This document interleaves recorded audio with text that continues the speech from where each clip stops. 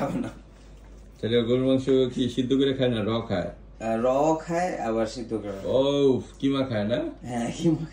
কাকু আসো, তুমি মুখ লুকাও কেন? গরুর মাংস খাইতেছো, হ্যাঁ আবার মুখও লুকাও। তুমি সবাইকে জানান দাও যে কুকুর গরুর মাংস খাইলে অসুবিধা নাই, যদি কারো ফুড অ্যালার্জি না থাকে খাইতে কোনো। বাসায় এসে শিমলাপুরে শুনাইছে আপনার এই কথা বলছেন। কে?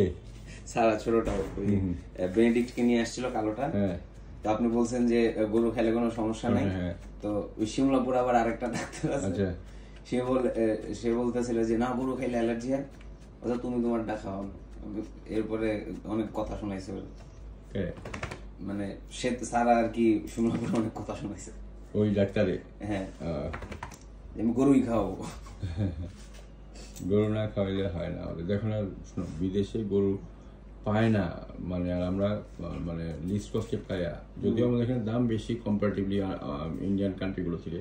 তো আমেরিকা ইউরোপে কিন্তু গরুর মাংস আরো বেশি দাম, ওরা অনেকে এফোর্ড করতে পারে না, আর আমরা পাই কাছে।